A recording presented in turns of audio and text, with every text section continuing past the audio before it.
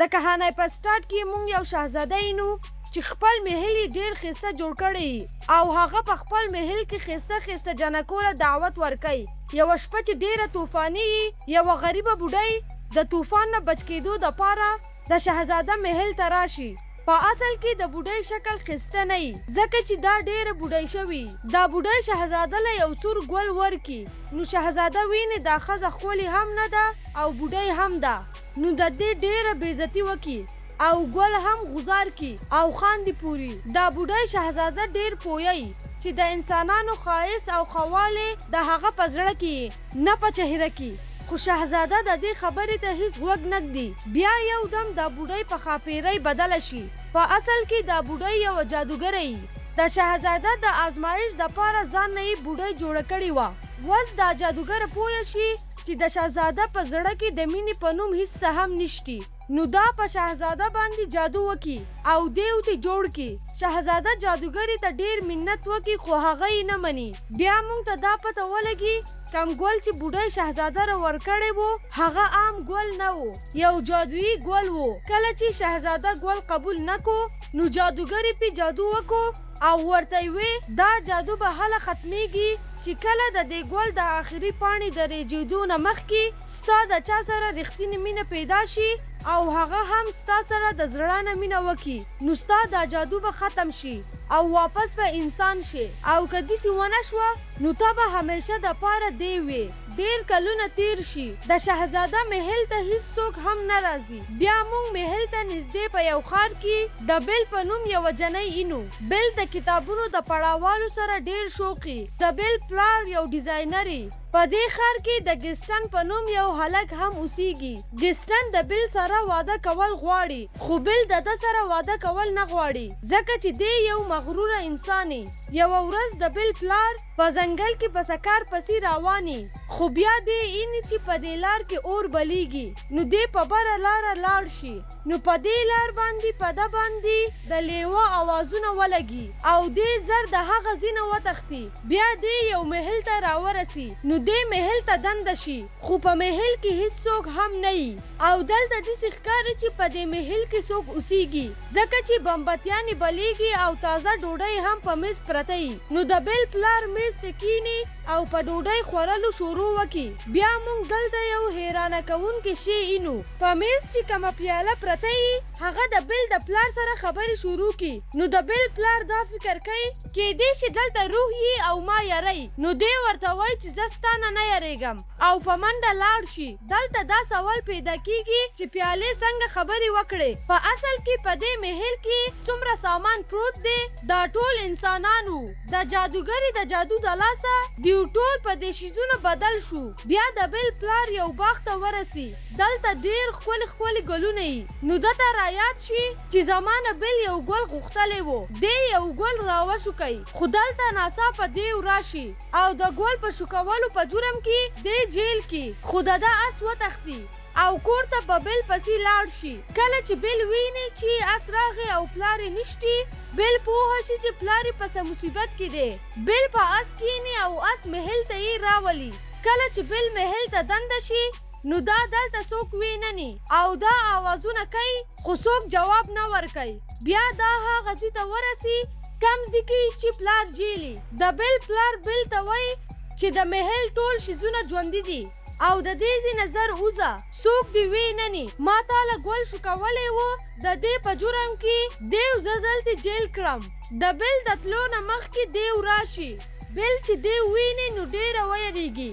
بیل دیو ته وایي چې زه خپل پلار سره میلاوېدل غواړم خو دیو یې نه مني. نو دا ورته وایي چې ته څومره ظالم یې. تا د یو ګل په شوکولو جرم کې زما پلار جیل کو او د ګل د شوکولو ورته ما ویلي وو او زه به په هر حال خپل پلار سره میلاویږم. دیو بیل ته وایي که دا دروازه یو ځل کولاو شوه او بیا بنده شوه نو بیا به هیڅکله کولاوه نه شي او دروازه کولاوه کړي. بیل دنده شي خپل پلار د دروازې نه بهر ټیلوي او دروازه بنده کړي او د دیو په حکم دا دروازه دوباره نه کولاویږي نو د دې د لاسه د بیل پلار آزاد کی. بیل دلته په جیل کې پاتې شي. کله چې دیو نه وي ګړۍ او شمعه به راتله او د بل سره به یې خبرې کولې. دو به د انسانانو په شان اورېدل، خبرې به یې کولې او ګرځېده به، ځکه چې دو اول ټول انسانانو.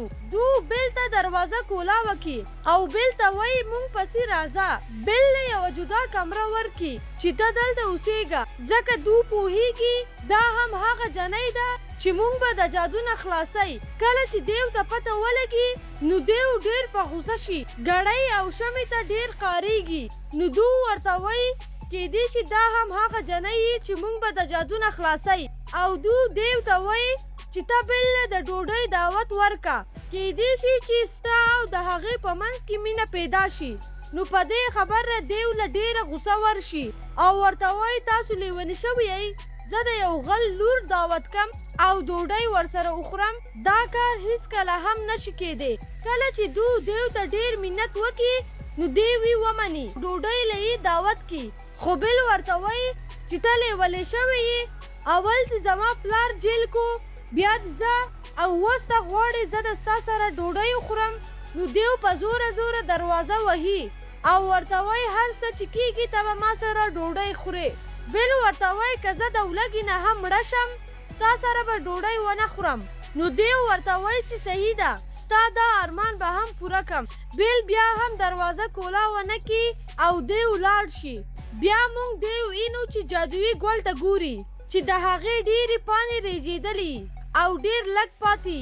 که دا ګل ټول ورېجي نو دی او دا ټول سامانونه به داسې پاتې شي. بیا موږ د بل پلار اینو چې خپل ښار ته راشي او خلکو ته وایي چې زما لور په خطره کې ده، په ځنګل کې نږدې یو محل دی او دیو پکې اوسېږي. دیو زما لور هلته بنده کړې ده، خو هیڅوک د ده په خبرو باور نه کوي. نو ګیسټن ده ته وایي چې زه ستا په خبرو باور کوم، ځکه چې ګیسټن د ده د لور سره واده کول غواړي. نو د بل پلار ته وایي چې د بل د بچاوالو دپاره زه ستا سره ځم. بیا ګیسټن او د هغه یو ملګری د بل د پلار سره ځنګل ته لاړ شي. په کومه لار چې د بل پلار تللی و هغه ترې ورکه شوي او ورته نه میلاویږي. ګیسټن له ډېر قار ورشي او د بل پلار ته وایي چې ستا دماغ خراب شو دی، دلته دیو او محل نشتی. ګیسټن ورته وایي چې زه ستا د لور سره واده کول غواړم. نو د بل پلار ورته ووایي چې دا ارمان به دې هیڅ وخت پوره نشي. نو ګیسټن له ډېر قار ورشي او د ده لاسونه او خپې وتړي، داسې پرېږدي چې لیوه یې وخوري، دیو ترې لاړ شي. بیا موږ د اګاتا په نوم یوه ښځه وینو چې د ښار خلکو د ښار نه ویستلي، دا راشي او د بل پلار آزاد کړي. بل طرف د بل ګل پسې راشي، څنګه چې ګل له لاس ور وولئ نو دیو راشي او ورته وایي تا د اندازه هم نشتی چې ته څه کول والوې، که ستا د لاس نه دا ګل رېجېدلی وې موږ به ټول مړه وو. او ورته ښکارېږي چې د دې ځینه ځه.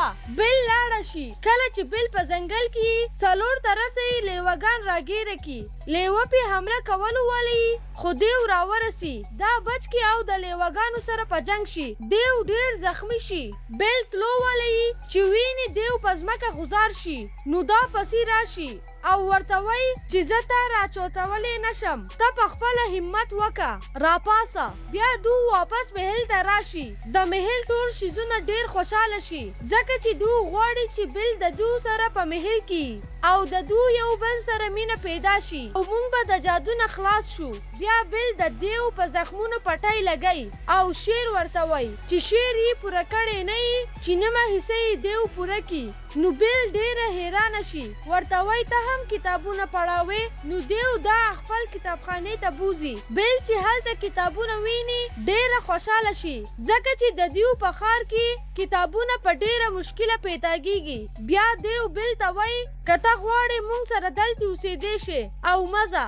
بل ډېره خوشحاله شي. د وخت د تېرېدو سره د دیو په منځ کې ملګرتیا وشي، دو یو بل سره ګرځي، ډوډۍ خوري او دیو ورته ګانا هم وایي. بیا ګړۍ شمع او نور شیزونه دیو مجبوره کړي چې ته د خپلې مینې اظهار بل ته وکړه او دیو سنبال کړي. بیا بل هم تیاره کړي او دیو دواړه دانس کوي. بل طرف د بل پلار د اګاتا سره خپل ښار ته راشي او خلکو ته وایي چې ګیسټن زما لاس او خپې وتړلې او دیو رانه لاړه، خو دلته ګیسټن انکار وکي چې دی دروغ وایي او خلک هم د ګیسټن په خبرو یقین وکي او د بیل پلار ونیسي او وایي چې دی لیونی شوی دی. بیا مونږ بیل اینو چې ډانس کوي، دی ورته وایي چې زه ډېر خوشحاله یم او ډانس می خوښیږي. بیل ورته وایي ما ته زما پلار ډانس زده کړی دی. نو دی ورته وایي ته خپل په پلار پسې خفه شوی یې؟ بیل ورته وایي زه ډېره خفه شوی یم. دی ورته یوه جادویي شیشه وښی او ورته وایي چې په دې کې خپل پلار وګوره. بیل ویني چې پلار یې د ښار خلکو نیولی دی. بیل ډېره خفه شي. دیو بیل ته وایي ته په خپل پلار پسې لاړه شه، تا ته یې ضرورت دی او شیشه ورله هم ورکي او ورته وایي زه دې کله رایاد شوم نو په دې کې مې ګوره. بیل خپل پلار پسې لاړه شي. دیو په محل کې یوازې خفه پاتې شي ځکه چې د دوی یو بل سره مینه پیدا شوي. بیل ښار ته ورسي، پلار یې خلکو نیولی. بیل ورته وایي زما پلار چې څه وایي رښتیا وایي، په ځنګل کې یو محل دی او دیو پکې اوسیږي، خو دا خلک د دې په خبره هم یقین نه کوي. نو بیا بیل خلکو ته په شیشه کې دیو وښی کومه چې وله دیو ورکړي. ټول خلک ترې ویریږي. بیل دوی ته وایي چې تاسو مه یریږئ، هغه ډېر ښه دیو دی، چاته څه نه وایي او د دیو صفت کوي. ګیسټن چې د بیل خبرې واوري نو ډېر قهر ورله ورشي ځکه چې دی دا سوچ کوي چې بیل په دیو مینه شو ده. نو د دې د لاسه ګیسټن خلکو ته وایي چې دیو په بیل جادو کړی دی، دا هم د پلار سره یې یو ځای بنده کوي او موږ به په دیو پسې لاړ شو او مړ به یې کړو، که نه زموږ ښار ته به راشي او موږ ټول به مړه کي. خلک هم ورسره قبوله کي. دیو محل ته لاړ شي. د محل ټول شیزونه خلکو سره جنګ کوي. ټول حیرانه یي چې دا څه حساب دی. ګیسټن دیو ته ورسي. دیو ډېر خفه یي. ګیسټن ورته وایي چې ته څه سوچ کې؟ بیل ستا سره مینه کوي، ستا د مړه کولو دپاره یې موږ ټول رالیږلي یو او په دیو ډز وکړي. دیو ښکته غوځار شي خو ځان بچ کړي او یو لرګي ونیسي. ګیسټن دویم ډز کولو والی چې بیل راورسي. بیل د ګیسټن نه تماچه اخلي. په دې کې ګیسټن هم ښکته غوځار شي. دیو د بره راختو کوشش کوي. بیل دیو ته آواز وکړي چې ما د دې خلکو د منع کولو ډېر کوشش وکړو خو دیو منع نه شو. په دیو کې ډېر همت پیدا شي. ګیسټن د مرۍ نه ونیسي او ښکته یې غوځاري. دیو ورته ډېر منت کوي چې دیو ما مه غوځاره. نو دیو یې پرېږدي او ورته وایي چې زه دیو نه یم. دیو په بیل پسې راشي. نو د شا نه پې ګیسټن په دیو بیا ډز وکړي. دیو په ځمکه غوځار شي. ګیسټن چې په کوم ځای ولاړي هغه ځای هم وچ وي. ګیسټن ښکته غوځار شي او مړ شي. د دیو حالت هم خراب وي. بیل ورته وایي چې زه به نور ستا سره یم او هیڅ چرته به نه ځم. خو دیو ورته وایي چې اوس زما د تلو وخت راغلی دی او بیا موږ هغه ګل اینو چې آخري پاڼه یې هم وریږي. د دې د ریجېدو سره د محل ټول شیزونه خاموشه شي. بیل چې دا هر څه ویني نو دیو ته وایي چې زه ستا سره ډېره مینه کوم او جاړي. په دې کې اګاټا راشي. ویني چې دیو او بیل یو بل سره مینه کوي نو دا خپل جادو واپس واخلي. په اصل کې اګاټا هم هغه جادوګره یي کومه چې په اول کې په شهزاده جادو کړی و. د دیو څلور طرف ته رڼا شي او دیو په یو شهزاده بدل شي او دا هر څه چې بیل ویني ډېره خوشحاله شي. د محل ټول شیزونه هم واپس په خپل حالات بدل شي.